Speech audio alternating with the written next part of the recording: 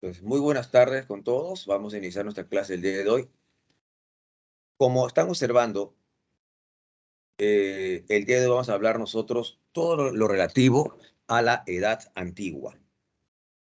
En la Edad Antigua, una época en la cual se van a desarrollar las más importantes civilizaciones, ¿no? Civilizaciones de la antigüedad, ¿no? Egipto, las civilizaciones mesopotámicas, ¿no? La civilización hebrea, Grecia, Roma. Entonces vamos a hablar el día de hoy. La Edad Antigua empieza, según los estudiosos, cuando se inventó la escritura, hacia el año 3500 antes de Cristo. Se inventó la escritura. Ahí se inicia la Edad Antigua. Cuando termina en el año 476, cuando cae la ciudad de Roma. Entonces, este periodo bastante largo, amplio, es el periodo que constituye la Edad Antigua. Vamos a empezar pues a hablar de las principales civilizaciones de esta, digamos, de esta edad, de la Edad Antigua. Eh, Hablemos de Mesopotamia. Mesopotamia es la región entre ríos, estamos viendo ahí el mapa, ahí en el extremo izquierdo superior, los ríos Tigris y Éufrates. ¿Ok? Ahí está la región de Mesopotamia, en el actual país de Irak. Una zona rodeada, por ejemplo, de montañas, de mesetas, de desiertos. Sin embargo, esta región es una región muy fértil, porque es regada por estos dos ríos. Entonces, lo interesante de Mesopotamia. Hacia el norte de Mesopotamia, hacia el norte de Mesopotamia, están las montañas de Armenia o Montes Tauro. Al sur de Mesopotamia está el Golfo Pérsico. Al este de Mesopotamia está la meseta del Irán y los montes Sagros. Hacia el oeste de Mesopotamia se encuentra el desierto de Siria y más abajo está el desierto de Arabia. Que es una zona, como se observarán, de Mesopotamia, rodeada de desiertos, de montañas, de montes, de mesetas. Por esa razón de que los pueblos que vivían en estas mesetas, en estos montes, en estas montañas, van a ver con bastante envidia, más que envidia, se van a sentir atraídos hacia las tierras fértiles que ofrecía Mesopotamia, tierras regadas por los ríos gemelos, los ríos Tigris y Éufrates. Pues se llama la región entre ríos, actual país de Irak. Los periodos de la historia de Mesopotamia. El primer periodo de la historia de Mesopotamia, el periodo de los tiempos antiguos, en la cual destacan dos civilizaciones que se desarrollaron acá, los sumerios y luego los acadios. Los sumerios, los sumerios, un ratito,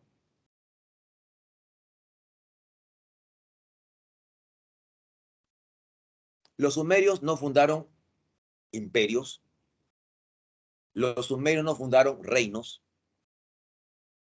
Entonces, ¿qué fundaron, profesor? Los sumerios fundaron ciudades-estado. Cada ciudad sumeria era independiente de la otra. Pues hablamos de estado, cada ciudad era un estado diferente. Ahora, por más que comparten un mismo idioma, una misma cultura, una misma religión, todo lo que quieran, pero políticamente eran independientes. O sea, hablamos de ciudades-estado. Ciudades como Uruk, Lagash, fueron ciudades-estado, independientes. Los sumerios, por otro lado, fueron los que inventaron la escritura cuneiforme, que es la escritura más antigua que se conoció en el mundo. La escritura cuneiforme. Fueron inventados por los sumerios. La escritura cuneiforme es una escritura inspirada en los símbolos tienen forma de clavos, de cuñas, pues se llama cuneiforme, forma de cuñas o clavos.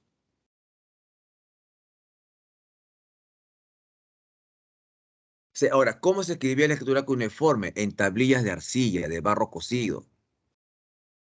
Mientras la tablilla, el barro cocido de la arcilla estaba fresca, se aprovechaba y se grababa. Los símbolos tienen forma de clavos o cuñas. Una vez que toda la tablilla estaba ya grabada, estaba escrita, la tablilla era llevada al horno. Por el fuego, por la cocción, se endurecía. Entonces, una vez que sacaba la tablilla, esta tablilla era colocada en las paredes de templos, de palacios, de tumbas. Entonces, así se escribía. Quedaban estos tablillas, quedaban como si fueran placas, ¿no? Lápidas, placas. Entonces, así se escribía bajo los caracteres cuneiformes. Los sumerios fueron los que inventaron esta escritura. Y muchos pueblos de Mesopotamia, todo el resto de pueblos de Mesopotamia usaron esta escritura. Los sumerios usaron el calendario lunar. Cada luna nueva era un mes. Y los sumerios, como buenos pueblos, pues, agrícolas que eran, no canalizaron las aguas de los ríos Tigris y Éufrates.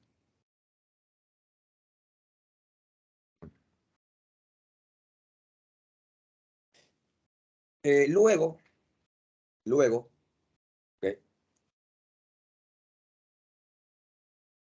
en Mesopotamia surge un primer imperio.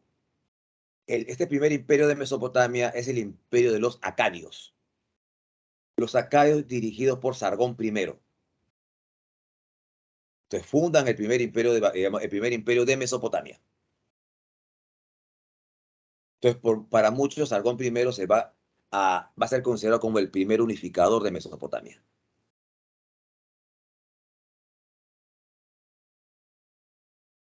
Luego, cuando cae el imperio acadio, producto de una invasión, la invasión de los Guti,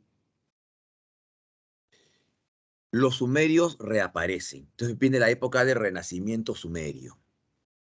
En la ciudad de Ur destacó un gobernante, un patesí, porque así se llamaban los gobernantes sumerios, patesí, llamado Urnamo. Urnamo estableció un código de carácter local.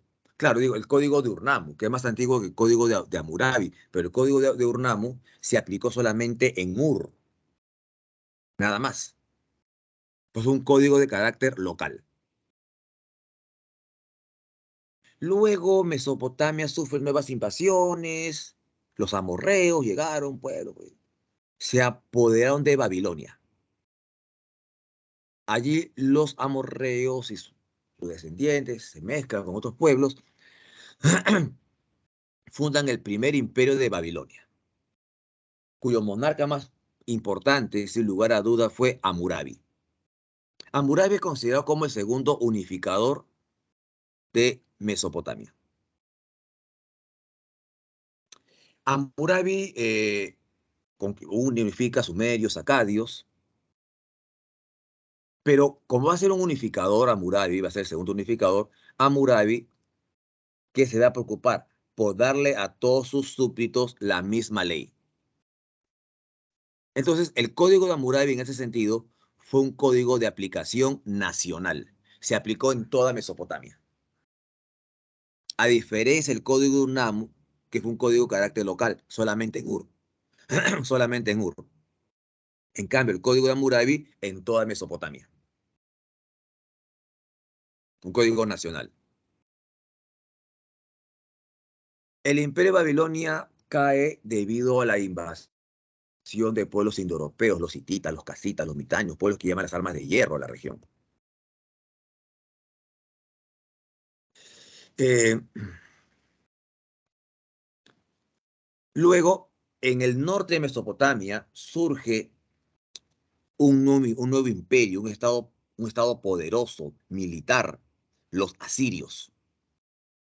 Estamos viendo, por ejemplo, ahí en la imagen, el imperio asirio, las conquistas asirias. Los asirios fueron un pueblo así, muy conquistador, pueblo militar. También fueron muy crueles, fueron los asirios. Establecieron un régimen sanguinario, ¿no? De crueldad con sus enemigos. Vayamos, expliquemos. Los asirios, por ejemplo, ellos fueron los primeros en establecer un ejército profesional, para empezar. Profe, ¿cómo que que antes, entonces no habían ejércitos profesionales? Antes sí habían ejércitos, pero no se puede decir que eran profesionales. Me explico. Antiguamente había en época de paz, había en épocas de guerra. En época de paz, la gente se dedicaba pues a la agricultura, a la ganadería, al comercio. Terminada la época de paz, venía la época de guerra, esa misma gente que se dedicaba a la agricultura, a la ganadería, al comercio, e empuñaba las armas y a pelear. Entonces, allí no podemos hablar nosotros de un ejército profesional. Si tú eres la misma gente que se dedicaba al comercio o a la agricultura en época de paz, esa misma gente se dedicaba a la guerra en época de guerra. Los asirios ya no van a seguir esa costumbre. Los asirios van a instruir, van a preparar, van a dedicar a personas que se dediquen única y exclusivamente a la vida militar. No se van a dedicar a otra cosa.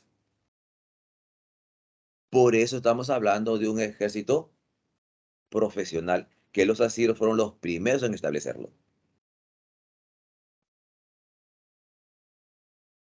Este ejército profesional tenía que ser renovado cada cierto tiempo. Por eso que los asirios establecieron el servicio militar obligatorio.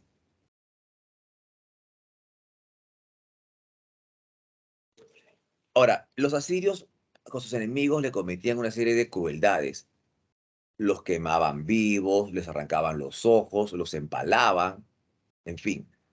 ¿Por qué hacían esto los asirios? Porque ellos querían de que la gente les tuviera miedo. Eso se llama guerra psicológica, que lo practicaron los asirios. Entonces muchos pueblos, ante el temor de los castigos, de las represalias que pudieran hacer los asirios con ellos, se dejaban dominar pacíficamente. Por eso le dije, no un régimen militar, no un estado militarista, pero también muy cruel eran los asirios. Soberanos asirios importantes está Sargón II, fundador de la dinastía que lleva su nombre, la dinastía de los Argónidas. Está Sennacherib, su hijo. Sennacherib destruyó Babilonia, traslada la capital a Siria a la ciudad de Nínive.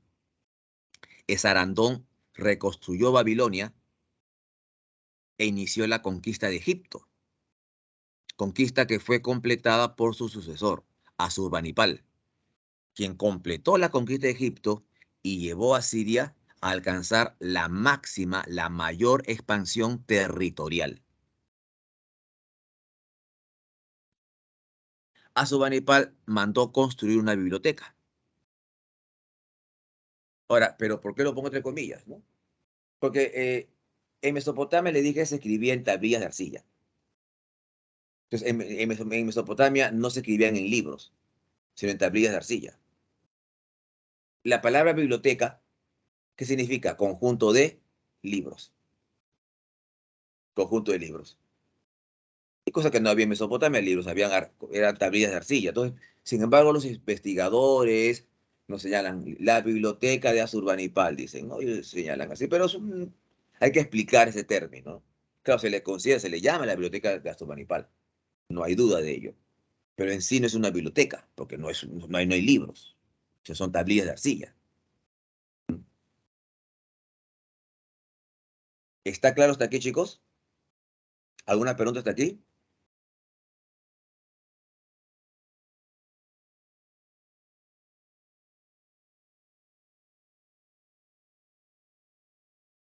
¿Alguna pregunta? A ver,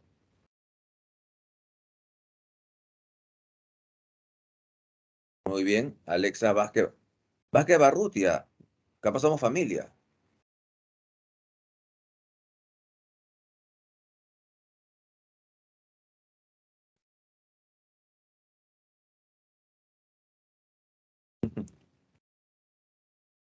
Porque somos pocos Barrutia en realidad. Entonces, ni hablar. Muy bien.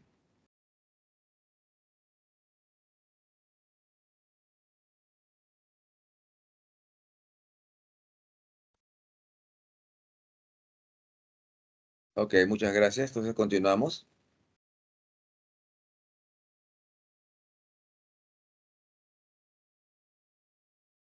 Este imperio asirio, ¿ok? Este imperio asirio, este régimen así sanguinario, asirio, llega a su fin. Dos pueblos hartos del dominio asirio, hartos de ser constantemente sometidos, dominados por los asirios, se sublevaron. Estos pueblos fueron los medos y los babilónicos. Se sublevaron y derrotan, destruyen la capital asiria, Nínive. Entonces los medos y los babilónicos provocaron el fin de Asiria. Eh, Luego aparece la época del segundo imperio de Babilonia. Del segundo imperio de Babilonia. El segundo imperio babilónico tiene como máximo representante, al famoso Nabucodonosor II. Nabucodonosor II, ¿qué hizo? ¿Okay? Nabucodonosor II una de las obras famosísimas de Nabucodonosor II fue la construcción de los jardines colgantes de Babilonia. Entonces fue algo que se le atribuye a este señor, la construcción de los jardines colgantes de Babilonia, que según dice lo construyó en honor a su esposa, ¿no? Una mujer llamada Mitis, por ejemplo. Em, pero también Nabucodonosor, él destruyó el reino de Jerusalén y a los habitantes de Jerusalén se los llevó como esclavos a Babilonia. Muerto Nabucodonosor II, y varios años después, Mesopotamia y gran parte del cercano oriente fue conquistada por los persas, que se van a convertir en los nuevos amos de la región, los persas, que van así a fundarse el imperio persa. Y los persas conquistaron Mesopotamia, conquistaron Babilonia, liderados por Ciro el Grande.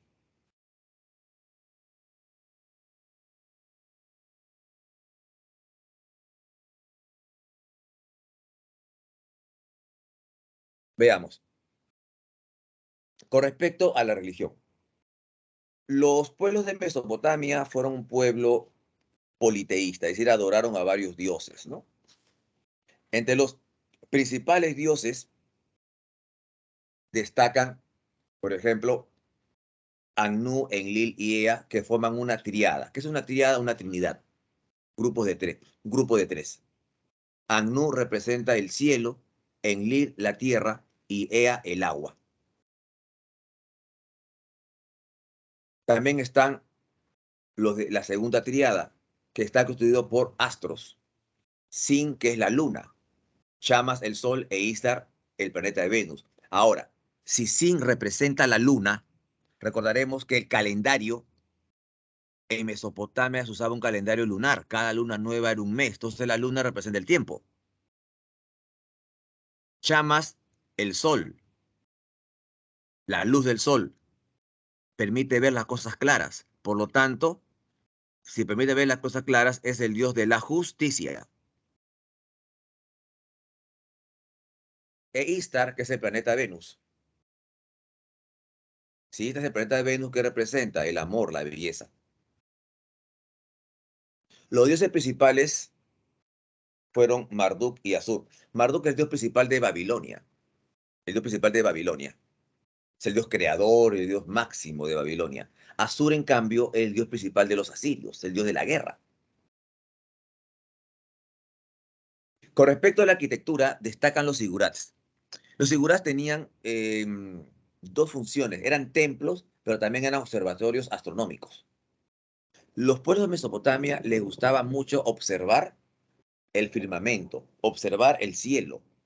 Y comenzaron a describir figuras, comenzaron a imaginar figuras con la formación de las estrellas. Entonces, por eso ellos fueron los que crearon los signos zodiacales, los horóscopos, ese tipo de cosas lo crearon los pueblos de Mesopotamia. Entonces los siguras debían, pues, tener esa doble función, templos y observatorios astronómicos. Y generalmente estos sigurats, generalmente, tenían 7 pisos. ¿Y por qué 7 pisos?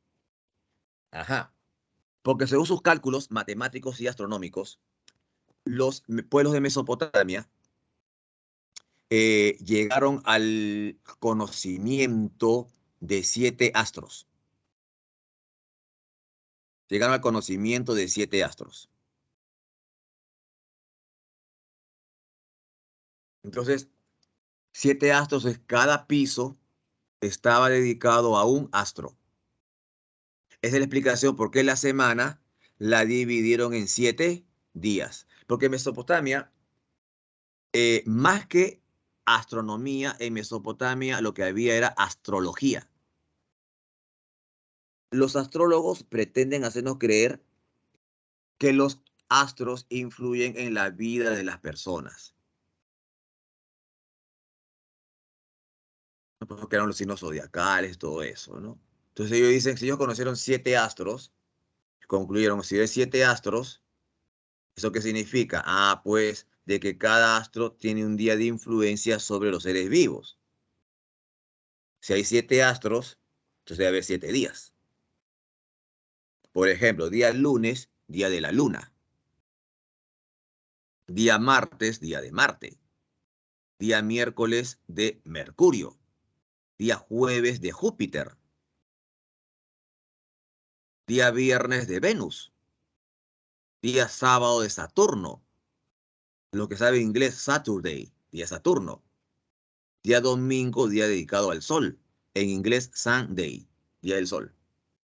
Están los 7 astros que conocieron los pueblos de Mesopotamia. Y por esa razón se dividió la semana en 7 días. En escultura destacan los toros alados. Estamos viendo la imagen de los toros alados. Rostro humano, cuerpo de toro, 2 alas, patas. ¿Okay?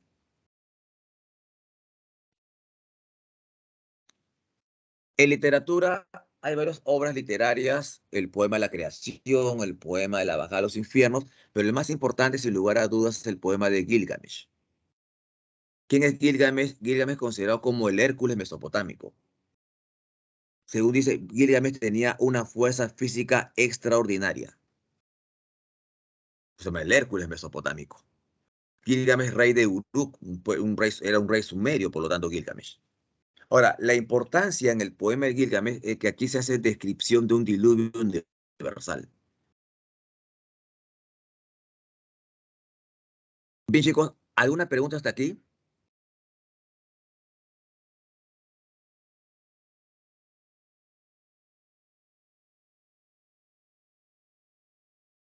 ¿Alguna pregunta hasta aquí, chicos?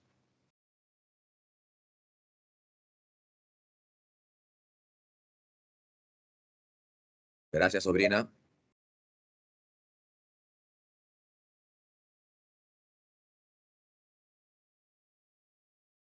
Bien, la única que me respondió fue Alexa, el resto me entiendo que también ha entendido, ¿no? Entonces continúo.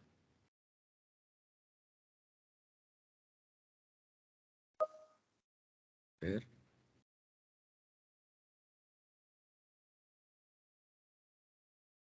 ok.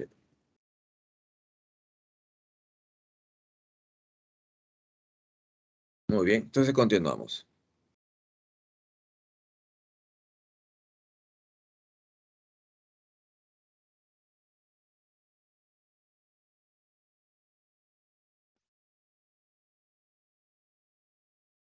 Bien, a ver, entonces Egipto. Si Mesopotamia es regada por los ríos Tigris y Éufrates, Egipto es regado por el río Nilo, río que va a establecer, a cambiar digamos, el aspecto de la región. Quiero decir, sin la existencia del río Nilo, Egipto hubiera sido un desierto. Entonces, el río Nilo, pues, ¿qué le brinda? ¿No es cierto? Vida a la región. Por esa razón es que Heródoto, padre de la historia griego que vivió hacia el siglo V antes de Cristo, cuando viajó a Egipto, se dio cuenta de la importancia que tenía para la vida del poblador egipcio el río Nilo. Pues no, dijo él, Egipto es el don del Nilo. O sea, todo lo que es Egipto se lo debe al río Nilo. Sin la existencia del río Nilo, Egipto hubiera sido un desierto. Entonces, cuando el río Nilo llega a Egipto, el río divide Egipto en dos regiones: el Alto Egipto, la zona del valle, y el Bajo Egipto o la zona del delta. Esto lo pueden observar en el mapa que estoy mostrando en estos momentos. Alto Egipto o valle, Bajo Egipto o delta.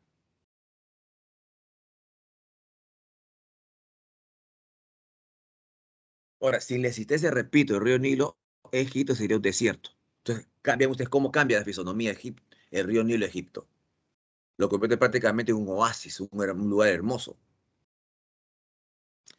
Ya hacia el cuarto milenio antes de Cristo, en Egipto, tanto en el Alto Egipto como en el Bajo Egipto, van a aparecer una serie de comunidades, aldeas, tribus, llamados nomos.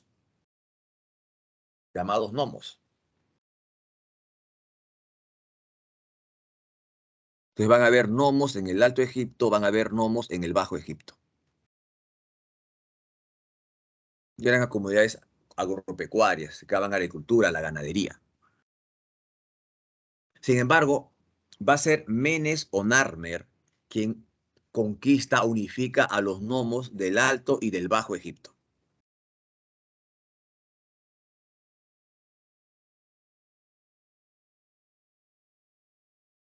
Entonces, por esa razón, Menes o Narmer es considerado como el primer faraón egipcio. El primer faraón egipcio. Ahí está la lista de los principales faraones. Tenemos a Zoser.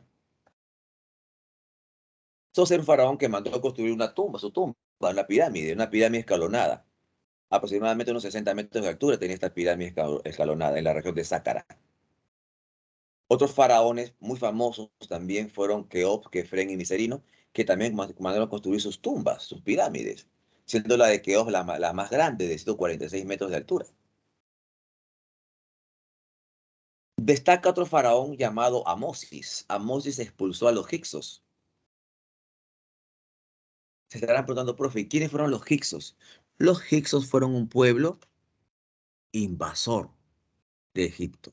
Los hicsos, por ejemplo, llevaron a Egipto armas de hierro, por ejemplo, los carros de guerra. Ese tipo de elementos estos pueblos llevan a Egipto. Entonces los egipcios se van a ver influenciados por este pueblo invasor. Sin embargo, Amosis no acepta, por lo tanto, ¿no?, que estos extranjeros invadan su país. Amosis de Faraón logra expulsar a los hicsos. Restableció el orden, la unidad en Egipto. Otro faraón muy importante de este periodo fue Tutmosis III, apodado el Grande. Según los antiguos escritos, según los antiguos escritos egipcios, Tutmosis realizó hasta cerca de 12 campañas militares. Y todas estas campañas militares fueron un éxito. Con estas campañas militares, Tutmosis III logró alcanzar la máxima expansión territorial.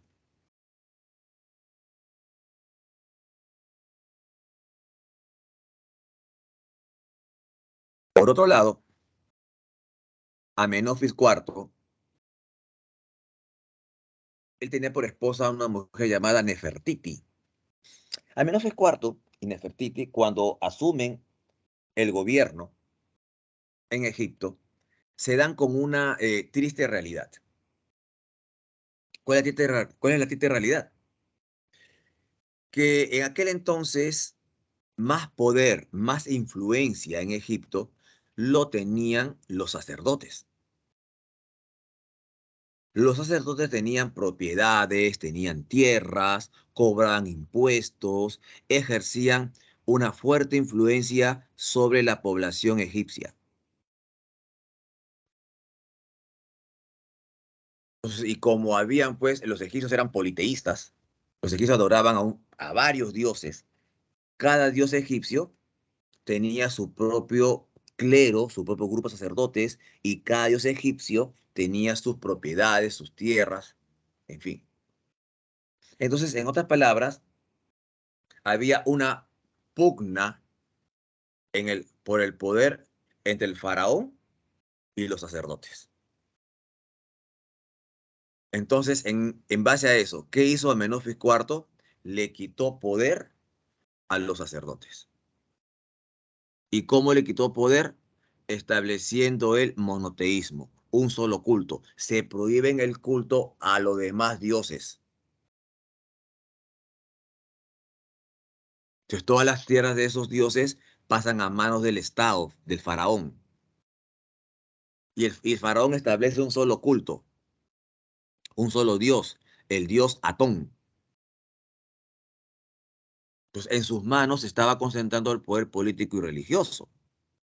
Amenofis IV también es llamado Akenatón, el que agrada a Atón. Profesor, ¿quién era el dios Atón? El dios Atón es el disco solar. Es el sol, el disco solar. Ellos adoraban al sol. Atón le van a poner por nombre. Por eso el faraón se hizo llamar Akenatón, el que agrada a Atón. Entonces, detrás de esta reforma religiosa hay una intención política. ¿Y cuál intención política? Quitarle poder a los sacerdotes y fortalecer el gobierno faraónico. ¿Hasta aquí alguna pregunta?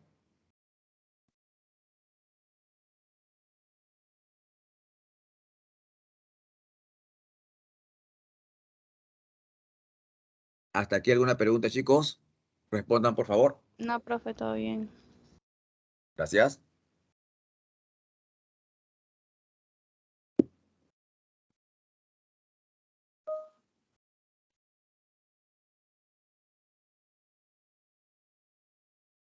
Entonces sigamos.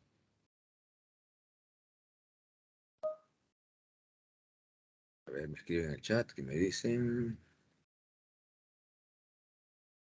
Rato.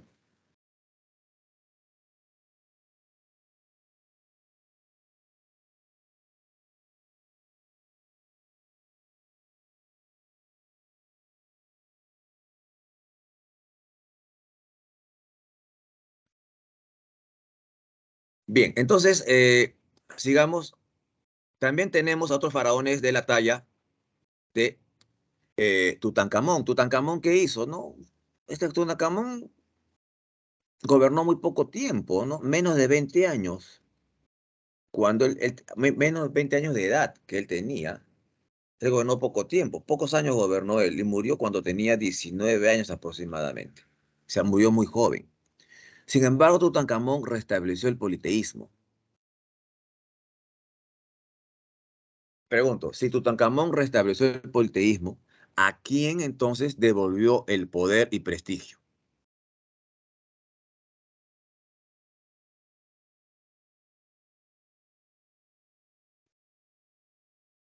Pregunto, si Tutankamón, ajá, muy bien, Dana, muy bien, excelente, devolvió el poder a los sacerdotes, o sea, al clero, le devolvió el poder. Por esa razón que cuando muere Tutankamón, murió muy joven, los sacerdotes en agradecimiento llenaron su tumba con tesoros, con riquezas. Por eso cuando en 1923 se descubrió la tumba de Tutankamón, prácticamente intacta, se encontró que la tumba estaba llena de tesoros y riquezas. ¿Por qué entonces? ¿Y cuál es la explicación? Esos tesoros y riquezas fueron puestos ahí, fueron obsequios de los sacerdotes, que en agradecimiento con este joven faraón, cuando falleció este joven faraón, colocaron en su tumba sus regalos, sus obsequios. Otro faraón que destaca en esta época fue Ramsés II. Un gran faraón militar, se enfrenta a los hititas en la batalla de Kadesh. Después de la batalla de Kadesh, firmó la paz de Kadesh, que es considerado como el tratado de paz más antiguo que se conoce. Paz entre los egipcios y los hititas. Entonces, al parecer hubo un acuerdo, ¿no? Ya dejemos de pelear, ¿ok? Y llegamos a un acuerdo. Entonces, le hace la paz de Kadesh.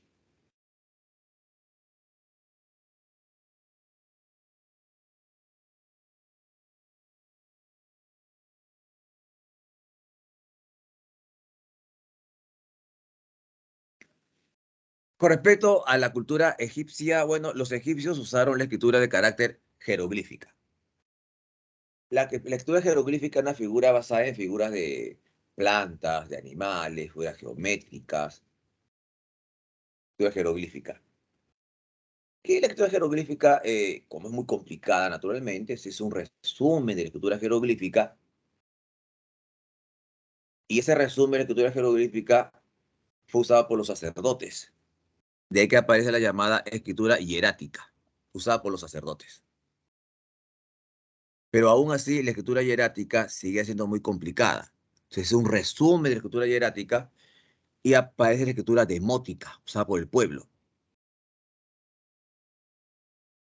Un ejemplo de la escritura jeroglífica egipcia, sin lugar a dudas, es la famosa piedra de Rosetta. Esta piedra Rosetta, como dice ahí, fue descifrada por el francés Jean-François Champollion. Como observarán en la imagen, la piedra Rosetta eh, tiene tres tipos diferentes de escritura, se agudizan bien, son tres tipos diferentes de escritura. Estaba escrito en jeroglífico, estaba escrito en demótico y estaba escrito en griego. Champollion lo primero que hizo es descifrar la parte griega. Y él encontró que se repetían 7 veces el nombre de un soberano egipcio llamado Ptolomeo. Entonces dijo, no, si se repiten en la parte griega 7 veces el nombre de Ptolomeo,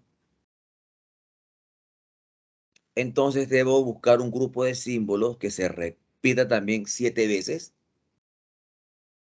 en las otras partes de la piedra. Él intuyó eso.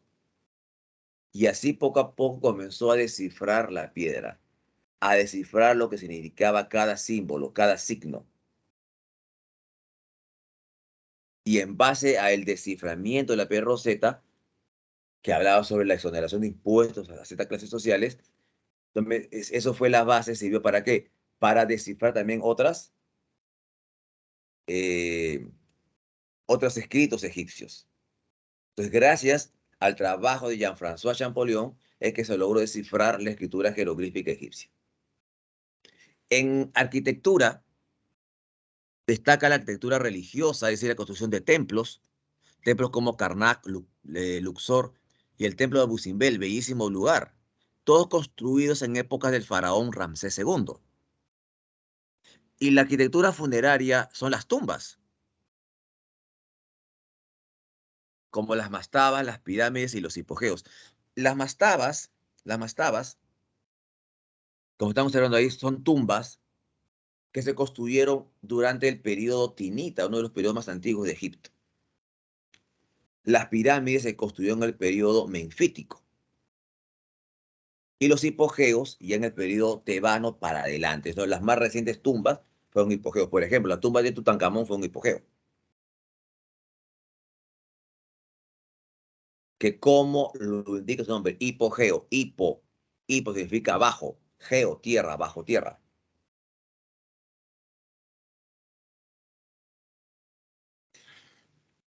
Con respecto a la escultura, destaca pues la esfinge de Gizeh, muy cerca de las pirámides, muy cerca de las pirámides, la esfinge de Gizeh. Los colosos de Nemón, que también son grandes. La esfinge tiene 30 metros de altura. Los colosos de Nemón tienen entre 14 a 15 metros de altura aproximadamente. Y el escriba sentado, que es de tamaño normal, diríamos. La religión egipcia politeísta, los dioses principales, Amon-Ra, el dios principal, Isis, la luna, Horus, el sol del amanecer, que Osiris representa para muchos el juez de los,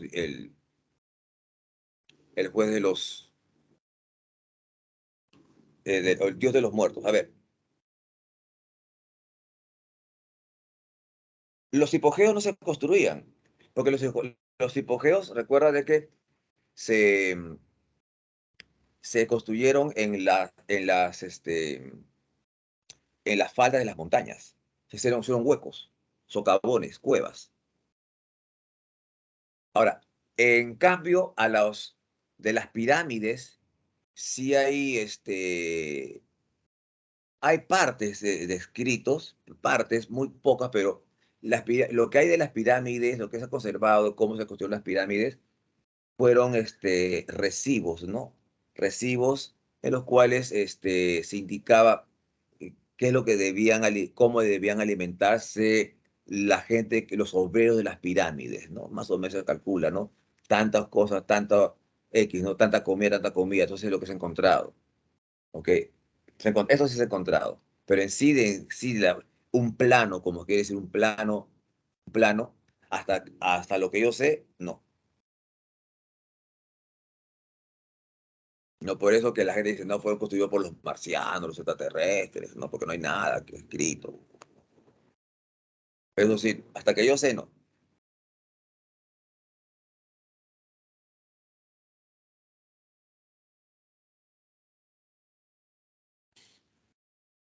En literatura está que el poema El Pentateuco, que narra las hazañas del faraón Ramsés II en su lucha contra los hititas. ¿Ok? Ahí se habla mucho sobre esto, sobre el poema El Pentateuco, la lucha de Ramsés contra los hititas. Se describe mucho la batalla de Cádiz aquí. Y después la batalla de Cádiz es la que se firma el Tratado de Cádiz, que es el tratado de paz más antiguo del cual se conoce. Todo esto es escrito en el poema del Pentateuco. El libro de los muertos es el libro religioso funerario más importante de Egipto.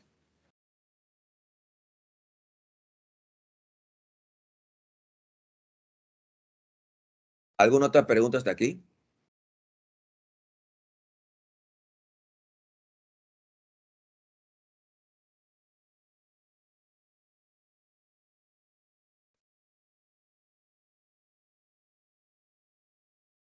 Ok.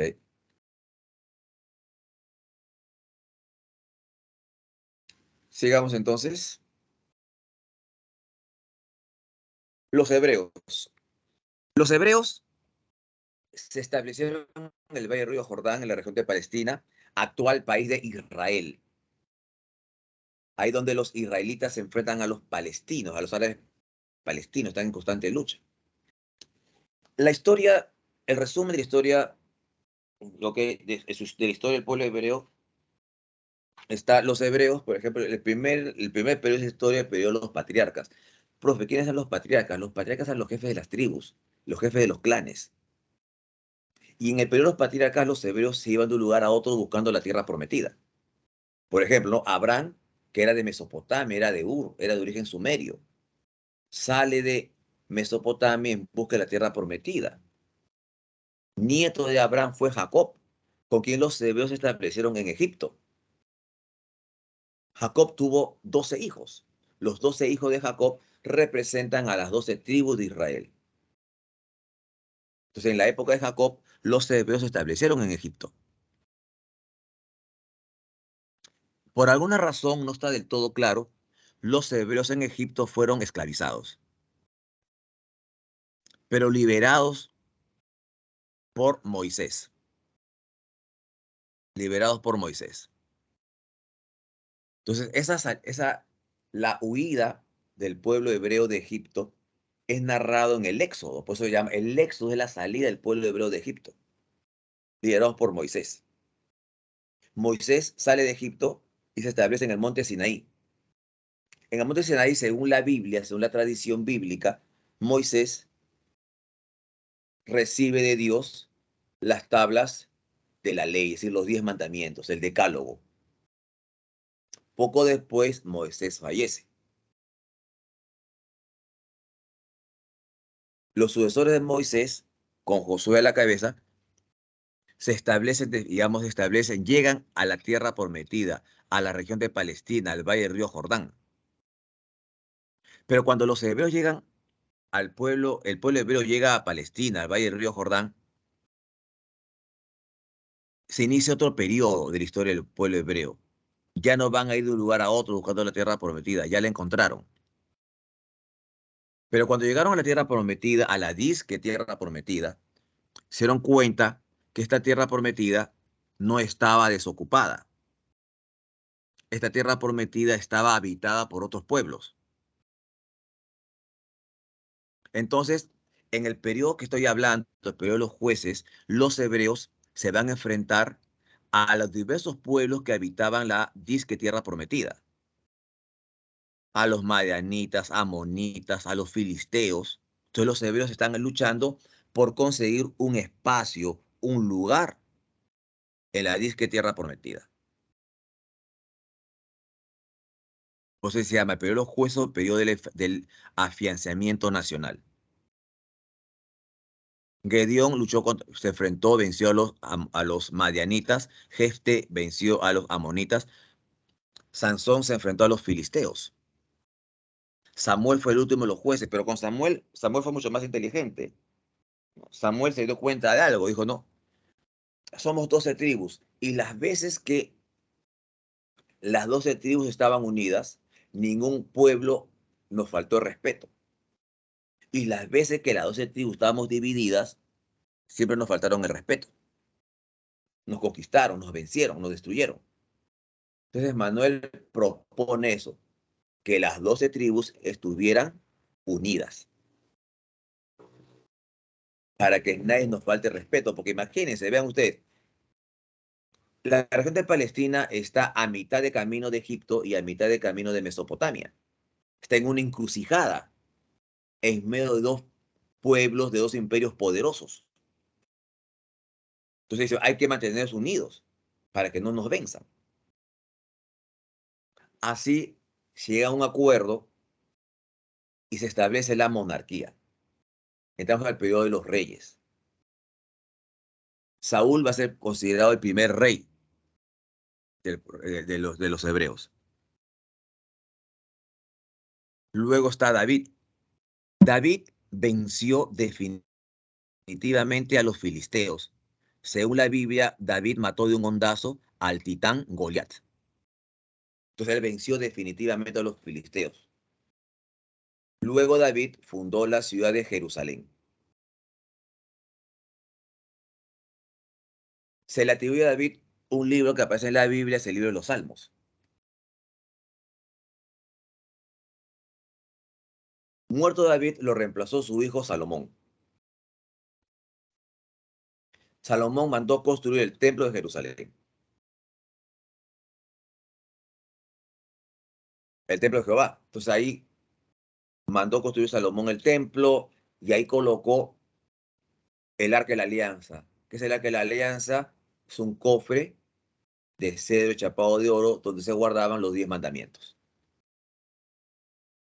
Salomón fue un rey famoso por su sabiduría, por su don de justicia. Salomón escribió 3 libros que aparecen en la Biblia: el Eclesiastés, los Proverbios y el Cantar de los Cantares. Sin embargo, muerto Salomón, se inicia un periodo difícil en el reino hebreo. Van a haber pleitos entre los hebreos, discusiones entre las tribus. ¿Y qué ocurre? El reino hebreo se divide. Se produce el cisma, la división. 10 tribus se separan y fundan el reino de Israel, cuya capital es Samaria. Estos son los samaritanos. Las 2 tribus más poderosas, más numerosas, la tribu de Benjamín y Judá se mantienen unidas. Y establecen el reino de Judá, cuya capital es Jerusalén. Sin embargo, chicos, ahora que el reino hebreo estaba dividido, ¿qué ocurrió? Fue fácilmente conquistado. Lo que anteriormente se temía, ¿no? Hay que mantenernos unidos para que no seamos conquistados fácilmente o para que no seamos conquistados. Pero se dividieron, fueron conquistados. Se producen las invasiones. Sargón II, soberano asirio, conquistó al reino de Jerusalén, al reino de Israel, a los samaritanos. Jerusalén, como hemos visto hasta hace unos momentos explicado, fue conquistado por los babilónicos, por Nabucodonosor II. Luego se produce la conquista e invasión de los persas en toda la región. Los persas fueron vencidos por Alejandro Magno, rey de Macedonia. Y luego se produce la conquista romana. Entonces, así son las invasiones que sufren los hebreos. La religión hebrea, una religión monoteísta, que es un solo Dios, Jehová o Yahvé. ¿No? Su libro por excelencia o sus leyes son las leyes contempladas en el Decálogo o 10 mandamientos. ¿Alguna pregunta hasta aquí, chicos? No, profe, todo claro. Gracias.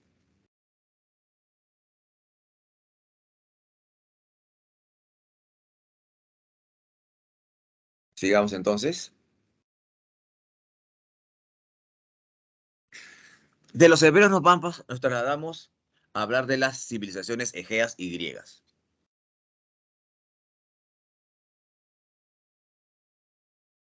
La civilización egea, veamos rápidamente. Los egeos, la civilización egea, el mar Egeo es una porción marítima, es un mar que se encuentra, como observarán, entre Europa y el Asia Menor. ¿Qué parte de Europa? La península de los Balcanes, donde están países actuales como Macedonia, Serbia, Croacia, Bosnia-Herzegovina, Eslovenia, Kosovo, Albania. Esa es la península de los Balcanes. Al sur de los Balcanes hay otra península, que es la península del Peloponeso, donde está Grecia. ¿Ok? Frente a ellos está el Asia Menor. ¿Y qué país actual es el Asia Menor? Turquía. Entonces, esa porción marítima entre Europa, ¿no? Los Balcanes, el Peloponeso y Turquía, el Asia Menor, esa porción marítima se le va a conocer como el mar Egeo. Entonces, en esa cuenca del mar Egeo se desarrollaron dos civilizaciones. Primero, la civilización egea y luego la civilización griega. La civilización egea se divide en dos periodos, periodo cretense-minoico. El centro del periodo cretense-minoico, sin lugar a dudas, fue la isla de Creta. Fue la isla de Creta. Que están observando la isla de Creta, la isla más grande del mar Egeo. Entonces ahí se va a desarrollar el primer periodo de esta civilización cretense, o esta civilización egea, el periodo cretense-minoico.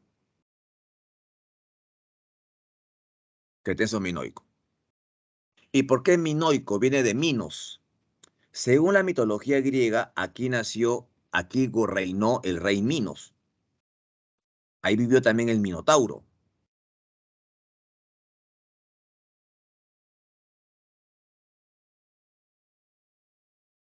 Entonces, es el periodo. Ahora, muchos creen de que Minos no es el nombre de un rey, sino Minos es el título de los reyes de Creta.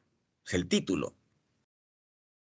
Es decir, el título de los reyes de Egipto era de Faraón.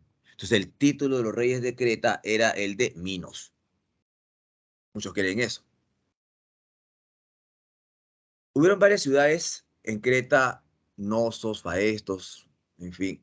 Pero al parecer la capital fue la ciudad de Nosos. Por si acaso, Nosos se escribe con K o también otros he visto que lo escriben con C. Cualquiera de las dos formas es correcta, no es error. Pero ¿qué destaca entre los pueblos cretense. ¿Qué destaca en el pueblo cretense? Destaca esto, chicos, la talasocracia. Destaca la talasocracia. Okay, destaca la talasocracia. ¿Y qué cosa es la talasocracia? La talasocracia se refiere a que los que gobiernan Creta, o sea, los minos, los gobernantes de Creta, son gente vinculada al comercio marítimo. En otras palabras, los reyes de Creta eran gente que controlaba el comercio marítimo en la región, en el mar Egeo. Eso se llama la talasocracia, el gobierno de los comerciantes marinos. La escritura lineal A, es escritura cretense, que no ha sido totalmente descifrada. Este periodo cretense-minoico llega a su fin por dos razones. Erupciona un volcán, el volcán Teda de la isla Santorín. Digamos, al explotar, al, digamos, producirse la erupción del volcán Tera, que va a venir terremotos, ¿no? Marejadas fuertes, tsunamis, y estas fuertes olas impactan sobre la isla de Creta, destruyendo sus ciudades y sobre todo su flota naval. Entonces ahí Creta pierde ese poderío que tenía antes, que ostentaba antes. Y posteriormente la zona fue invadida luego por los aqueos. Eso provoca el fin del periodo cretense-minoico. Los aqueos fundan ciudades como Micenas, Tirinto y Troya. Iniciamos el siguiente periodo creto-micénico. Micenas, Tirinto y Troya. Se usó en esta época la escritura lineal B, que ha sido descifrada, pero en esta época, ocurre la famosa guerra de Troya. Si ubican en el mapa Troya, están ubicando en el mapa Troya, ahí está Troya, ¿ok? Vean ustedes, la ubicación de Troya era una excelente ubicación geográfica. Excelente ubicación geográfica tenía Troya. ¿Por qué? Vean ustedes, ¿no? Y estratégica, sobre todo. Los barcos que salían del mar Egeo y querían entrar al mar Negro, obligatoriamente debían pasar por Troya. Pero los barcos que salían del mar Negro y querían entrar al mar Egeo, también obligatoriamente debían pasar por Troya. Entonces Troya aprovechaba su ubicación y cobraba impuestos a uno y a otro lado. Entonces, la guerra de Troya, ¿cómo se explica? Al parecer hubo una alianza, una confabulación de pueblos que se une para acabar con el molesto control de los eh, troyanos. Posteriormente, esta región fue invadida por los dorios, jonios y eolios, pueblos también de origen indoeuropeo que llevaron las armas de hierro a la región. Estos pueblos, dorios, jonios y eolios, son los llamados pueblos griegos. Entonces, estos pueblos van a invadir diversas regiones del Peloponeso, de la península de los Balcanes, y fundaron ciudades-estado, como Esparta y Atenas. Esparta, cuando uno menciona Esparta, lo primero que se nos viene a la mente que Esparta, ¿qué cosa fue? Una potencia militar. Esparta fue una potencia militar. Tenía el mejor ejército, tenía Esparta. Las instituciones espartanas, las instituciones políticas, estaban muy influidas por el pensamiento militar. La educación espartana era una educación militar. En Esparta no se permitían personas deformes, esas personas eran eliminadas, personas débiles eran eliminadas.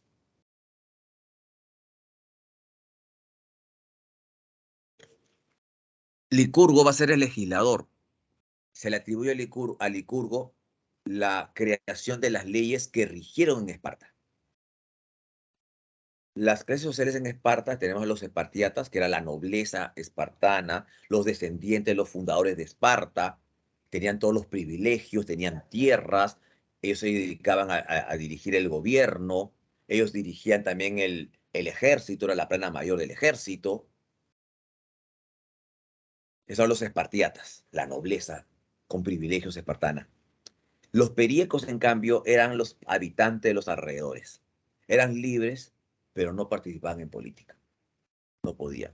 Y los ilotas eran los esclavos. Atenas.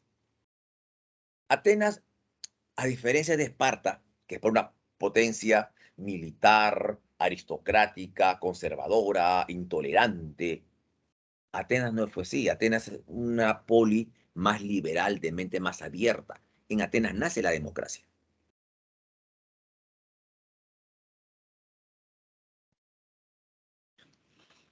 Entre los, vamos a ver, en Atenas nace la democracia, pero no siempre hubo democracia en Atenas. No siempre hubo democracia en Atenas. Entonces, para que haya democracia, Atenas tuvo toda una evolución política. Poco a poco se van a ir, digamos, se va a ir formando la democracia en Atenas. Dracón, por ejemplo, en la época de Dracón, en Atenas había una aristocracia. Tus derechos se medían en función a tu origen. Dracón escribió, mandó de redactar el primer código de Atenas, las primeras leyes escritas de Atenas. Leyes muy severas, porque cualquier delito que ocurría se castigaba con la pena de muerte. Con Solón se estableció la timocracia. La timocracia vendría a ser el gobierno, significa la palabra timocracia, gobierno de los poseedores. Es decir, tus derechos se miden en función a la fortuna que posees. Si tienes bastante dinero, tienes bastantes derechos. Si tienes algunos derechos, algún dinero, un poquito de dinero, tienes algunos derechos también. Si no tienes nada, no tienes derechos. Esa es la timocracia. División de la sociedad según su fortuna. Los que quedaron molestos, descontentos, ¿no?, con esta ley de Solón fueron los pobres, que no tenían derechos. Por esa razón, los pobres apoyaron a Pisístrato, quien dio un golpe de Estado y estableció una tiranía. ¿Y qué hizo Pisístrato? Para devolver al favor a los pobres que lo habían apoyado, Pisístrato realiza una reforma agraria, reparto de tierras a los nobles, a los pobres, perdón, reparto de tierras a los pobres.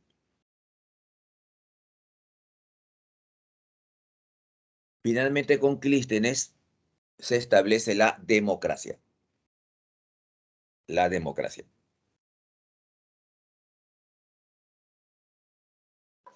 En la democracia, por ejemplo, Clístenes, ¿qué hace, no?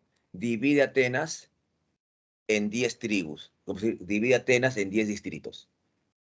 Cada distrito lo subdividió en 10 demos, es decir, 10 urbanizaciones. ¿Ok? 10 urbanizaciones. 10 urbanizaciones.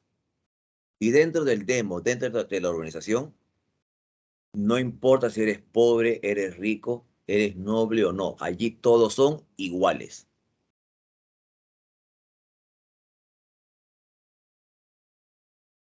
Entonces, pues se establece la democracia. Entonces, cada demo envía a sus representantes a los organismos de gobierno.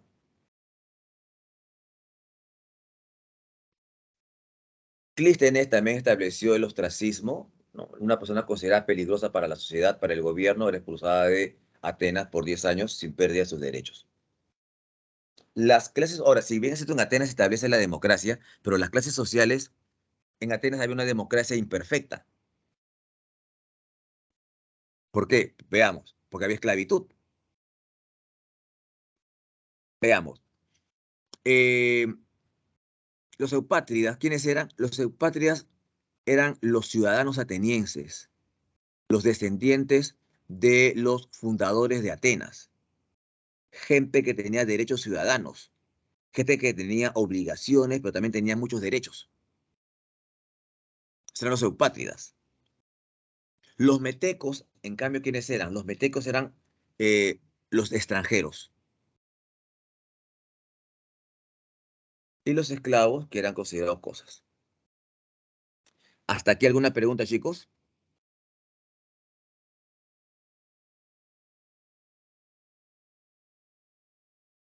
¿Alguna pregunta?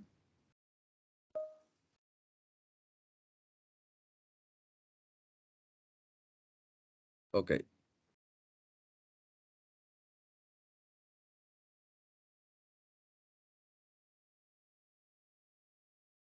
Entonces continúo. Las guerras médicas. Las guerras médicas.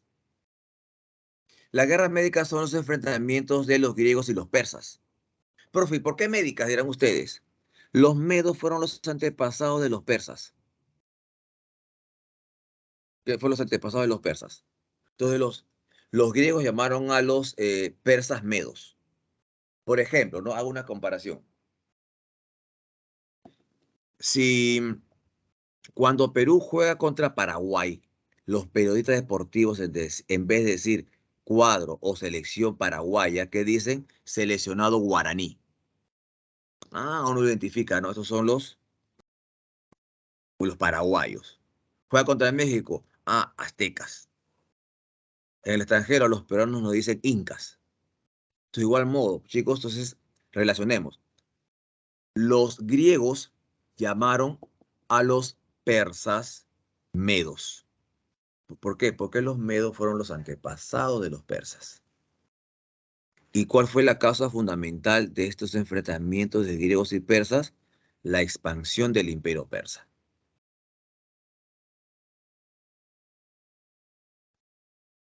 Esa fue la causa fundamental. Entonces los persas habían iniciado su expansión desde la época de Ciro el Grande, quien conquistó Babilonia. Cámbises fue el emperador persa que conquistó Egipto. Vean, estaban expandiendo. Darío I, emperador persa, quiso conquistar Grecia, controlar el mar Egeo. Entonces los griegos no se van a dejar. No te metas en nuestro mar. Hubieron tres guerras médicas, tres etapas de las guerras médicas. En la primera etapa de la guerra médica fue la batalla de Maratón. Fue una batalla en la cual los atenienses, dirigidos por Milcíades, derrotan a los persas. En la segunda guerra médica, gobernaba el imperio persa el emperador Jerjes. Destacó en la Segunda Guerra Médica dos acciones militares, las Termópilas y Salamina. En las Termópilas, el rey espartano Leónidas con sus 300 guerreros se inmolaron. Se fueron al paso de las Termópilas, a la quebrada de las Termópilas, para detener allí el avance de las tropas persas, que los superaban en número. Ellos sabían que iban a morir. Pero el objetivo de ellos no era vencer la batalla, el objetivo de ellos era detener momentáneamente la batalla, para que las demás ciudades griegas como Atenas se vayan preparando, vayan armándose, mientras ellos iban deteniendo el avance persa. Pero lamentablemente en toda guerra nunca faltan los traidores, y un traidor llamado Efialtes mostró a los persas otro camino, quedando Leónidas y su gente rodeados. Jerjes, el emperador persa, envió emisarios, ¿ok?, a los griegos, a los espartanos, para que estos se rindan. Pero como buenos espartanos que eran, no se rindieron, porque para ellos la rendición, rendirse en una batalla era deshonroso. Entonces no se rindieron. Entonces llegó la batalla, igual murieron, pero quedó el recuerdo, ¿no?, de la no rendición. El combate a Salamina, mientras tanto, Atenas logra vencer la flota naval ateniense, la marina ateniense, que era la mejor de Grecia, logra vencer a los persas en el combate de Salamina. En el combate de Eurimedonte también ya vencieron los atenienses a los persas. Entonces, estas guerras ganaron los griegos, chicos. Por lo tanto, si ganaron los griegos a los persas, ¿Qué pasó con la expansión del imperio persa? Se detuvo la expansión del imperio persa. ¿Qué pasó con las ciudades griegas del Asia Menor? Zona controlada por los persas, se liberaron. Y se inicia la época de la preponderancia ateniense en el mundo griego. Entonces estamos entrando en la época de apogeo de Atenas en el mundo griego. Atenas, por estas fechas, había fundado una agrupación de ciudades, una alianza de ciudades en la Confederación o Liga de Delos.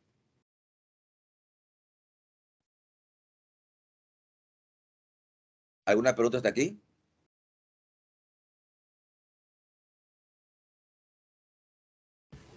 Todo claro, profe. Gracias, Natalie.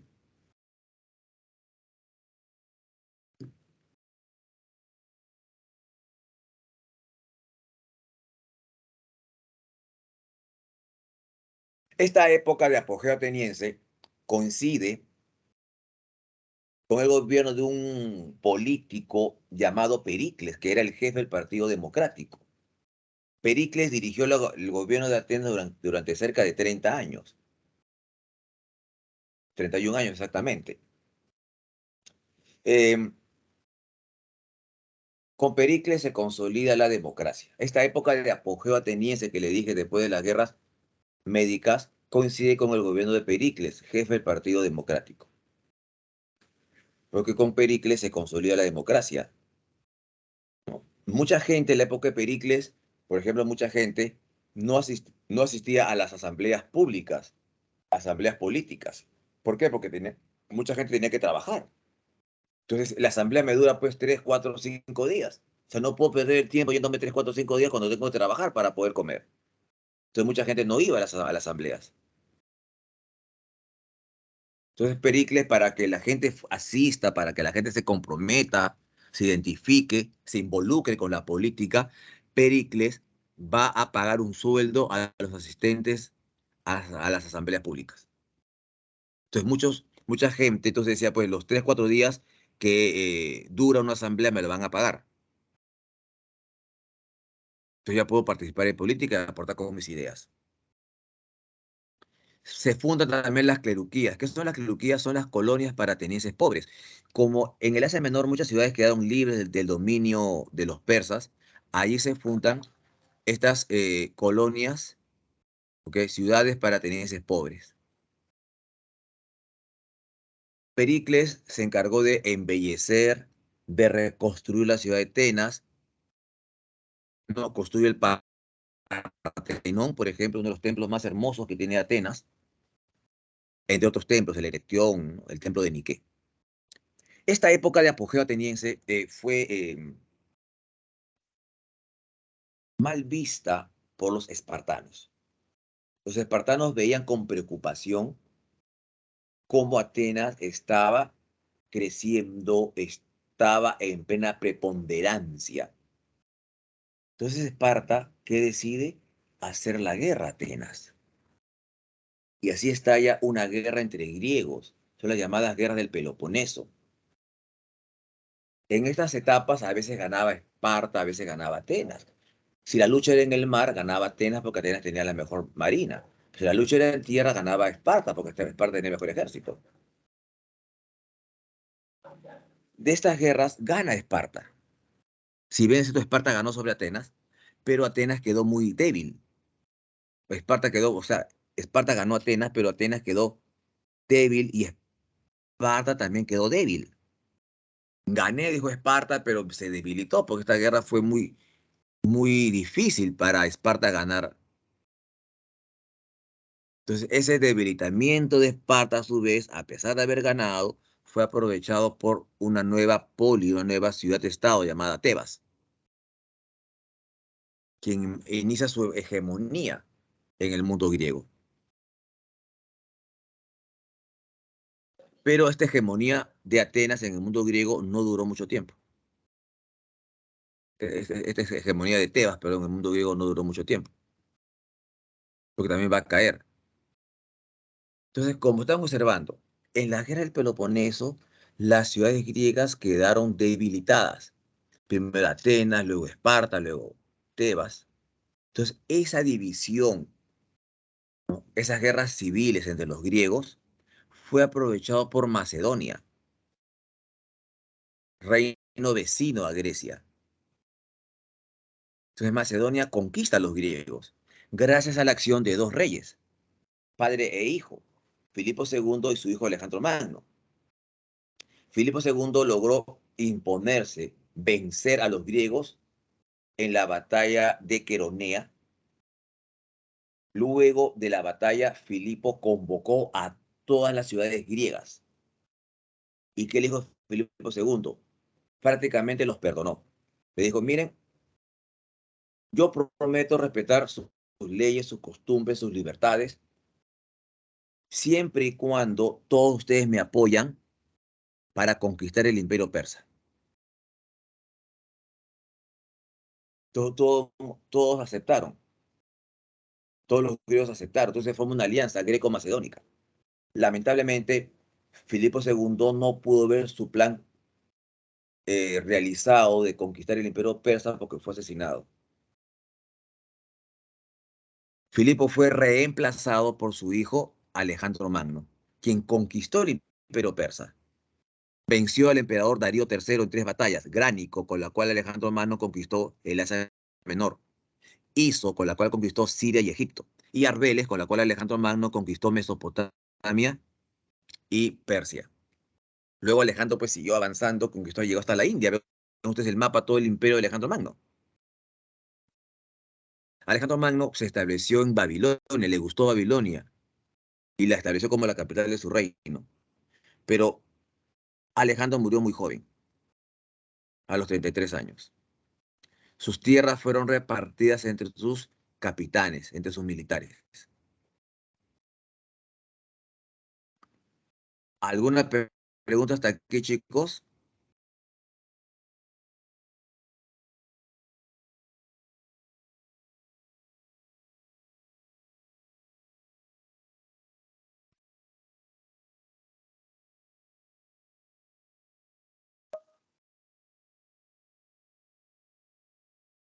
Ok.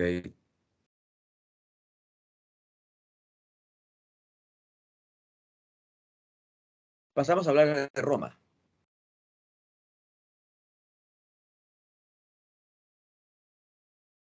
La ciudad de Roma se fundó a orillas del río Tíber, en la región del Lacio, en Italia central. Ahí se fundó la ciudad de Roma. A ver, hay una.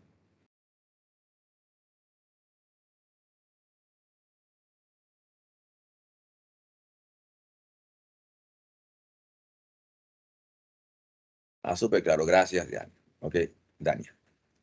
Gracias. Entonces, sigamos. Roma se fundó a orillas del río Tíber, región del Lacio, Italia central. La historia del origen de Roma, en todo caso, es explicada con la famosa leyenda de Rómulo y Remo, estos hermanos de recién nacidos, mellizos, que fueron alimentados por la loba Capitolina, ¿no? Entonces la historia trata de explicar el origen de la fundación de Roma. Bueno, las etapas de la historia de Roma fueron tres: la monarquía, la república y el imperio. La monarquía, como lo indica su nombre, gobernaron los reyes o monarcas. La república, en cambio, gobernaron los cónsules. Y en el imperio gobernaron los emperadores. La monarquía es una etapa en la cual se narran muchas leyendas. Estas son un tanto oscurecidas por las leyendas que se narran sobre este periodo. Sin embargo, se sabe que en este periodo gobernaron los reyes. Hubieron dos dinastías: los latinos y los etruscos. El primer rey de Roma no fue Rómulo en todo caso, fue Rómulo. Este Rómulo fundó Roma, creó el Senado romano. El Senado se va a encargar de hacer las leyes. Numa Pompilio, mientras tanto, se encargó, fue otro rey, segundo rey de Roma, creó la estructura religiosa de Roma, el grupo de sacerdotes, la organización religiosa de Roma lo creó Numa Pompilio, como también Numa Pompilio edificó el templo del dios Jano. Tulio el Hostil también se le conoce, inicia una serie de guerras en la región, lo que permite a Roma expandirse. Anco Marcio construyó el puerto de Ostia, es el puerto de Roma. Los reyes etruscos, los etruscos pueblos ubicados al norte de Roma, Etruria, los reyes etruscos destaca Tarquinio el Antiguo, rey que hizo una serie de obras públicas, la cloaca o desagüe, el circo romano, el templo de Júpiter, el foro romano, una serie de obras públicas hizo este señor para embellecer la ciudad. Servio Tulio amuralló la ciudad de Roma y Tarquinio Soberbio, un rey tirano, un rey déspota que fue expulsado de Roma precisamente por sus actos tiránicos, por sus crueldades. Con respecto a las clases sociales, está la clase de los patricios. Los patricios, ¿quiénes son? Los descendientes de los fundadores de Roma. Gente, era la nobleza romana, gente con todos los privilegios, con todos los derechos, poseedores de tierras, ocupaban cargos políticos, cargos públicos, lo ocupaban los patricios. Eran los únicos que tenían derechos, privilegios en Roma. En cambio, los plebeyos, ¿quiénes eran? Los plebeyos eran personas descendientes de aquella gente que llegó después que Roma se fundó. Me explico. Los patricios fundaron Roma, ¿no? Los descendientes de ellos también fueron los patricios, pues, ¿no? Fundadores de Roma, con derechos. ¿Por qué? Porque fundaron Roma. Los plebeyos, en cambio, fueron gente que llegaron después y sus descendientes. Como no fundaron Roma, entonces no tenían los mismos derechos de los fundadores. Ustedes acaban de llegar, no van a tener los mismos derechos que nosotros. Entonces, esta gente que llegó después son los plebeyos. Pero los plebeyos pues no se van a contentar con su situación. Entonces, los plebeyos que van a desear, los plebeyos van a luchar por conquistar la igualdad frente a los patricios. Entonces, poco a poco lo van a ir consiguiendo. Van a ir consiguiendo esa igualdad deseada. Los nobilitas, ¿quiénes son? Aquellas personas que nacen de los matrimonios mixtos. Un patricio y una y con una plebeya o viceversa. Son los nobilitas. Los clientes son aquellas personas, ojo, que han sido adoptadas, protegidas por una familia patricia. Es un cliente. Los libertos, esclavos que han conseguido su libertad, los esclavos eran considerados cosas.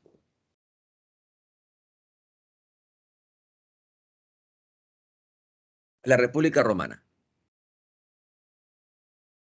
Va a ser en esta época que los plebeyos van a ir conquistando poco a poco su igualdad con respecto a los patricios. Por eso hablamos de las principales reivindicaciones plebeyas. Con estas leyes, los plebeyos, repito, fueron conquistando su igualdad. Por ejemplo, tenemos allí la ley de las 12 tablas, que fueron las primeras leyes escritas de Roma. Ahora, ¿cuál fue la ventaja de la ley de las 12 tablas? Que fue publicada, pues, esta ley. Antes de la publicación de esta ley de las 12 tablas, nadie conocía la ley, o muy poco conocían la ley. Esto daba pie a que los patricios cometieran una serie de injusticias. Como nadie conocía la ley, ellos hacían lo que le daba la gana. Cuando esta ley fue publicada, entonces se le exigió a esos patricios que hagan un cumplimiento irrestricto a lo que dice la ley. La ley dice esto y tienes que hacer esto, no como tú crees. Entonces, la publicación de la ley de las 12 tablas limitó a los patricios el poder hacer justicia como ellos lo creían conveniente. Por su parte, la ley Canuleya, ¿qué establecía la ley Canuleya? La ley Canuleya establecía o legalizaba los matrimonios mixtos, un patricio y una plebeya o viceversa. Esa es la ley Canuleya. El resultado de la ley Canuleya es la aparición de la clase de los nobilitas. La ley Licinia, mientras tanto, ¿qué establecía la ley Licinia? Que una persona de origen plebeyo puede ocupar el cargo de cónsul, y todos sabemos que durante la República gobernaban los cónsules. Entonces, con la ley Licinia, un plebeyo podía aspirar a ocupar el máximo cargo público de la República, el consulado. La ley Ogulnia, mientras tanto, la ley Ogulnia establecía que los plebeyos podían ingresar a los colegios sacerdotales. O sea, antes para ser sacerdote debía ser de origen patricio. Con esta ley ya no. Un requisito es ser ciudadano romano, ser libre. Entonces el plebeyo podía acudir ingresar a estos colegios sacerdotales para ocupar cualquier cargo religioso. La ley Hortensia, ¿qué establecía? Explico. Los plebeyos se reunían periódicamente en sus asambleas. Sus asambleas. Los plebeyos se reunían en sus asambleas. Los acuerdos que los plebeyos llegaban a sus asambleas recibían el nombre de plebiscitos. Entonces, los plebeyos daban este plebiscito, este acuerdo al Senado. El Senado, si quiere, lo atendía y si quería, no lo atendía. Sin embargo, a partir de la ley Hortensia, los acuerdos de estos plebeyos, de estos plebiscitos, tienen peso, tienen carácter de ley. El Senado tenía que aprobarlos. Estos acuerdos de los plebeyos. Los romanos se van a enfrentar en diversas guerras para conquistar la península itálica. Como estamos viendo ahí en el mapita de la parte superior derecha. Los romanos se enfrentan a grupos latinos, a etruscos, a griegos que habitaban el sur de Italia, entre otros pueblos. Entonces los romanos se enfrentan a estos pueblos, ¿no? Algunas guerras Roma las pierde, pero al final, al cabo, Roma logró imponerse al cabo de un tiempo en toda la península italiana. El siguiente paso de Roma fueron enfrentarse fuera de Italia. Roma quería expandirse. No solamente pues Italia, sino fuera de Italia también. Entonces, cuando Roma intenta expandir, y Roma inició pues su expansión, los romanos se van a enfrentar a los cartagineses en las famosas guerras púnicas. Entonces, ¿quiénes se enfrentan en las guerras púnicas? Romanos contra cartagineses. ¿Y por qué? Por la expansión y control político comercial en el mar Mediterráneo. O sea, Roma quería expandirse, pero Roma no podía porque los cartagineses estaban controlando todo. ¿Y dónde queda Cartago? En el norte de África, en el actual país de Túnez. Hubieron 13 guerras púnicas. La primera etapa de la guerra púnica, los romanos logran expulsar a los cartagineses de las islas de Córcega, Cerdeña y Sicilia. En la segunda guerra púnica, los romanos y cartagineses se enfrentan por España, por Hispania. Pero aquí en la segunda guerra púnica destacó el célebre Aníbal Barca, un enemigo acérrimo de Roma. Aníbal Barca se va desde España hasta Roma, hasta Italia, con un poderoso ejército de 100 hombres, o 100, de 100.000 hombres, según dice. Imagínense. Lleva pues cerca de 40 elefantes también. Así Aníbal logró vencer a los romanos en muchas batallas, batallas de Sagunto, Tesino, Río Trevia, batalla de Trasimeno, y la batalla más importante, la batalla de Cannas. Entonces, sin embargo, esta fue la última victoria que tuvo Aníbal. Aníbal fue derrotado por un general romano llamado Publio Cornelio Escipión. La historia a Publio Cornelio Escipión más lo conoce con el apelativo de Escipión el Africano. Se estarán preguntando, profe, total, ¿era romano o era africano? No, él era romano, repito, él era romano. Y entonces, ¿por qué se le apodó el africano? porque este romano realizó sus campañas militares en el África. Ahí venció a Aníbal. Entonces los romanos lo apodaron el africano. Nombre verdadero, Publio Cornelio Escipión, más conocido como Escipión el africano. Venció a Aníbal en la batalla de Sama. Aníbal huyó, nunca fue atrapado. Roma le impuso fuertes condiciones de guerra a los cartagineses. A pesar de estas fuertes contribuciones de guerra que le pone Roma, pasan algunos años y Cartago volvió a renacer económicamente. Esa recuperación económica de Cartago fue mal vista por romanos, entre ellas Catón el censor, quien en su discurso se expresaba la frase de Lenda ex Cartago, que se traduce como Cartago debe ser destruida, o debemos destruir Cartago, también se traduce así. Entonces, él intrigó a los romanos para que Cartago sea destruida totalmente. Finalmente, un hijo adoptivo de Escipión el africano, llamado Escipión Emiliano, se encargó de destruir Cartago.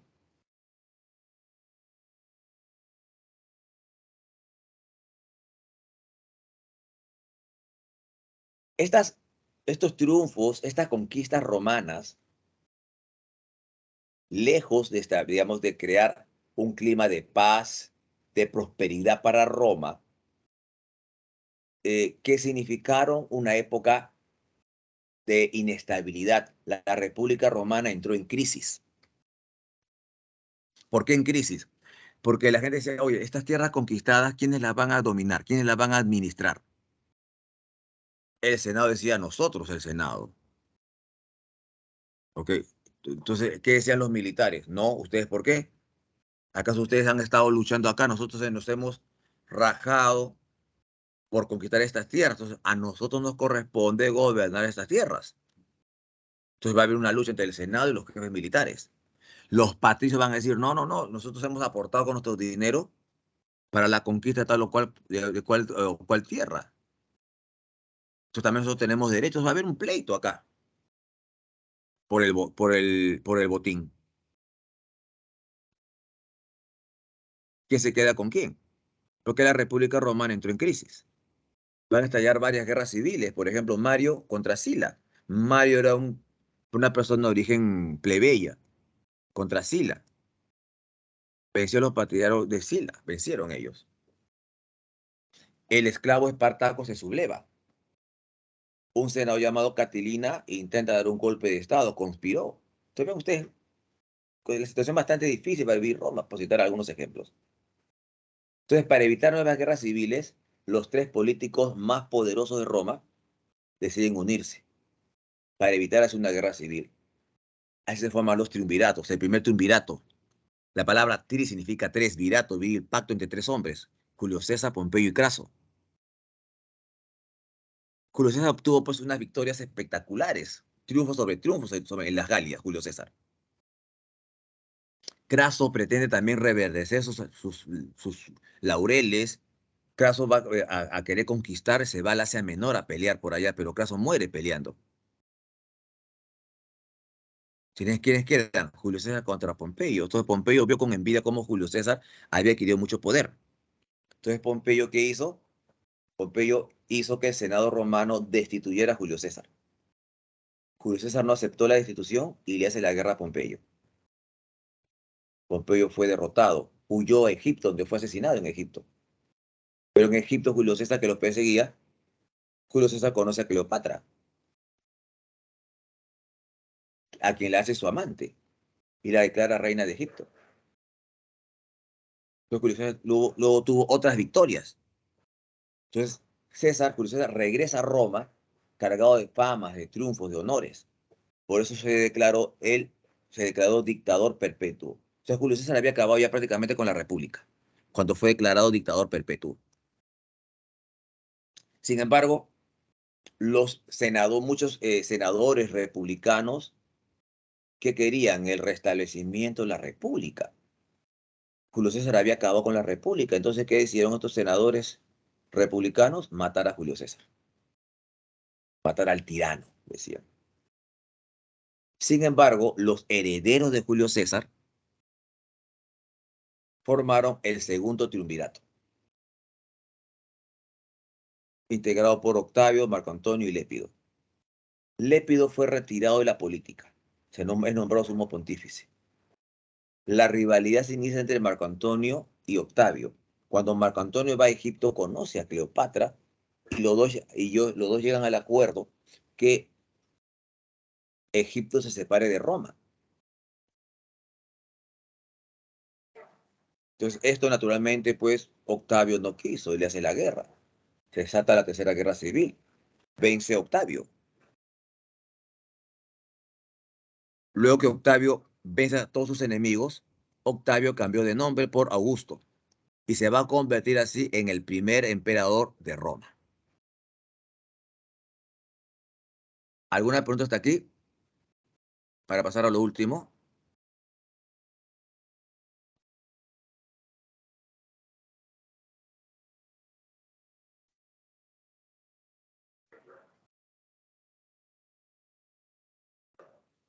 ¿Alguna pregunta, chicos, hasta aquí?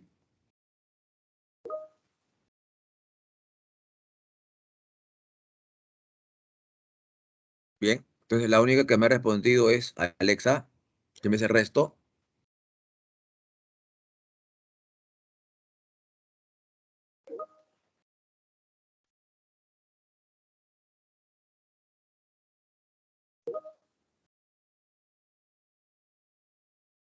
Ok, chicos. Gracias, chicas. Gracias. Entonces, sigamos.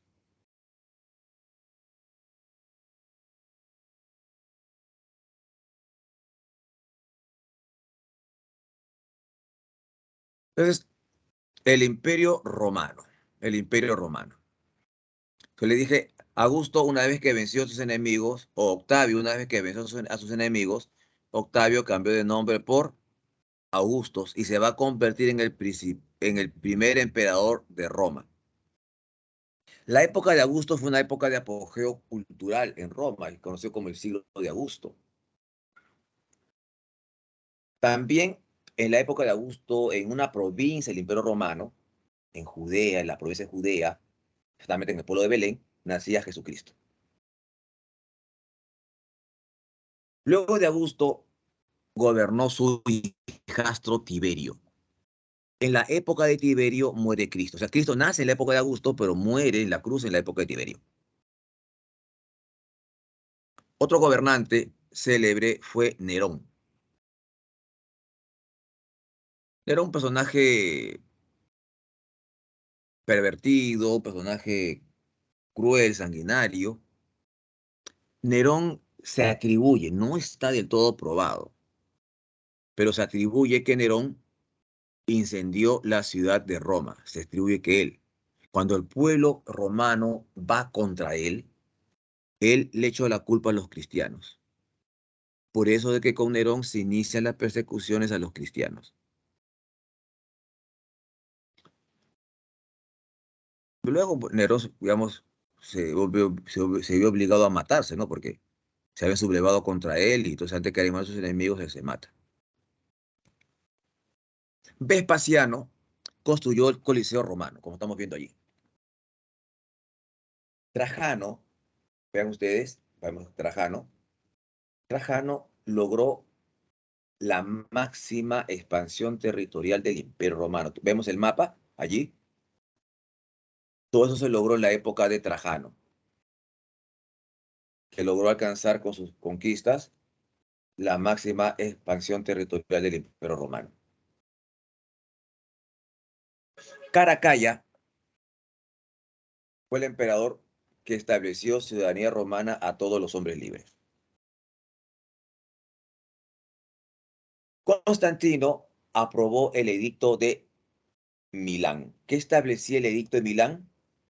Que los cristianos ya no iban a ser perseguidos, podían ejercer su culto libremente, junto con otras religiones. Eso establece el edicto de Milán, tolerancia religiosa a los cristianos. Sin embargo, Teodosio fue mucho más lejos. Teodosio establece el edicto de Tesalónica. ¿Y qué establece el edicto de Tesalónica? el cristianismo se convierte en la única religión oficial del Imperio Romano.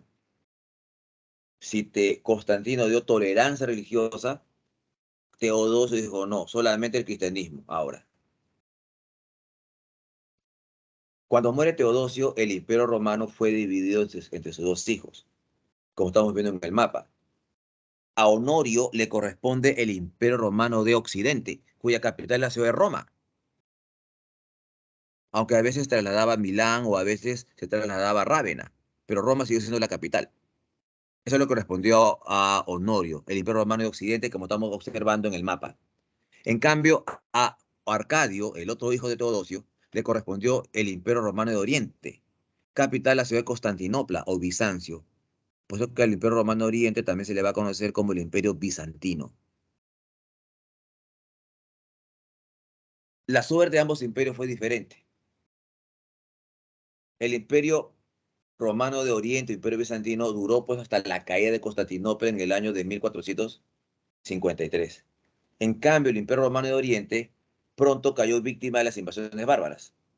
Los diversos pueblos bárbaros invadieron las provincias del Imperio Romano de Occidente, y así el Imperio Romano de Occidente desapareció, siendo el último emperador de Occidente Rómulo Augusto. Como era menor de edad, le decían Augustulo,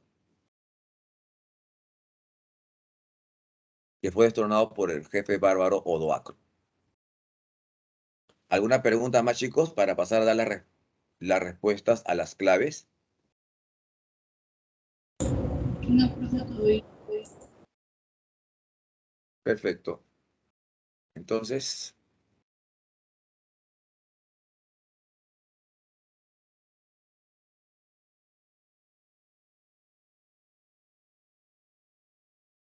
chicos, estoy compartiendo pantalla,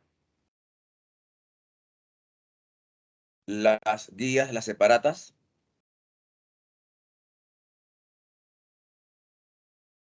¿Se ve, chicos?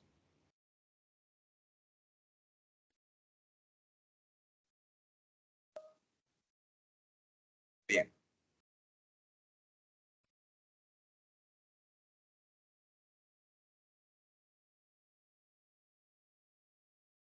perfecto.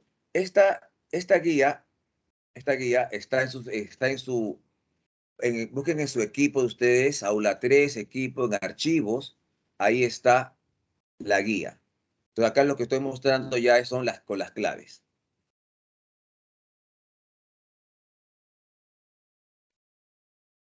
Entonces veamos.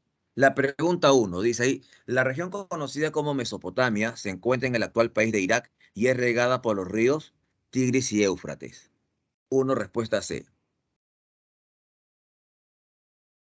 La pregunta 2, Nabucodonosor II fue un gran soberano que reinó en el segundo imperio de Babilonia. ¿Cuál de los siguientes acontecimientos está vinculado a su gobierno? La construcción de los jardines colgantes. ¿Qué civilización mesopotámica inventó la escritura cuneiforme? Los sumerios. 4. Los pueblos de Mesopotamia mandaron construir templos de ladrillo para honrar a sus dioses. Generalmente tenían 7 pisos escalonados y servían también para observar astros y estrellas. ¿Qué nombres reciben estos edificios? Los zigurats. Durante el tercer milenio antes de Cristo se formaron en Egipto los nomos, ¿ok? ¿Qué eran los nomos? ¿Recuerdan? Eran comunidades agropecuarias reunidas en torno a un antepasado común. 6. Los antiguos escritos de escritura jeroglífica nos relatan la existencia de un personaje que logró unificar a los nomos del Alto y Bajo Egipto. ¿Cómo se llama este señor? Menes. Menes o Narmer, el primer faraón. Fue un gran gobernante egipcio que mediante una serie de campañas militares logró la mayor expansión de su imperio. ¿A qué faraón hace referencia el texto? A Tutmosis III el Grande. La 8. El eclipse de las potencias de Egipto y Mesopotamia le permitió gobernar con tranquilidad a este gran monarca hebreo. Sin embargo, su obra más importante es la construcción del Templo de Jerusalén. ¿A qué hace referencia el texto? Al rey Salomón. ¿Cuál sería, según los estudiosos, la capital del Imperio Cretense-Minoico? La ciudad de Knossos. La 9. ¿Quién estableció la democracia por primera vez en Atenas? Clístenes. ¿Qué civilizaciones se enfrentaron durante el siglo V a.C. en las llamadas guerras médicas? Grecia y Persia. Pericles fue un político que logró el apogeo político y cultural de Atenas luego de las guerras con los persas. ¿Cuál de los siguientes hechos están vinculados a su gobierno? Fortalecimiento de la democracia. Durante mucho tiempo Macedonia se mantuvo al margen de la historia de Grecia. No obstante, a mediados del siglo IV a.C., dos soberanos de este reino se impusieron sobre los griegos, o sea, Filipo II y Alejandro Magno. La 14. ¿Cuál fue la clase social que no poseían derechos por no ser descendientes de los fundadores de Roma? Sin embargo, poco a poco irán conquistando una serie de reivindicaciones, los plebeyos. Según la ley Licinia, un plebeyo podía aspirar a ser cónsul. Perfecto. Claro eso. Fue quizá el más encornado enemigo de Roma. Durante la Segunda Guerra Púnica obtuvo una serie de victorias que amenazaron la estabilidad romana. No obstante, fue finalmente vencido en la batalla de Sama. Hemos hablado de Aníbal Barca. ¿Quiénes conformaron el segundo triunvirato romano? Octavio, Marco Antonio y Lépido. Corresponde al emperador romano Trajano la mayor expansión territorial. ¿Durante qué reinado en el Imperio Romano se oficializó el cristianismo? Teodosio, mediante el edicto de Tesalónica. También recuerden que con la época de Teodosio, cuando muere Teodosio, el Imperio Romano se dividió entre sus dos hijos. Y por último, ¿cuál fue la causa principal de la caída del Imperio Romano de Occidente? Las invasiones bárbaras.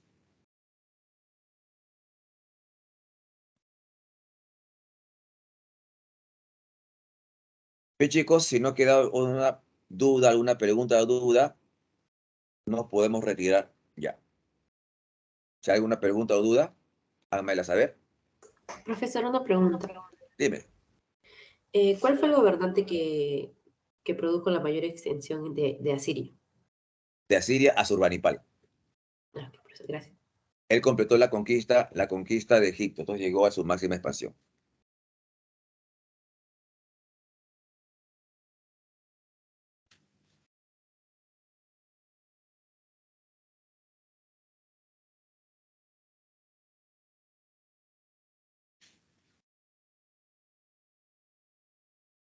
¿Otra pregunta, chicos?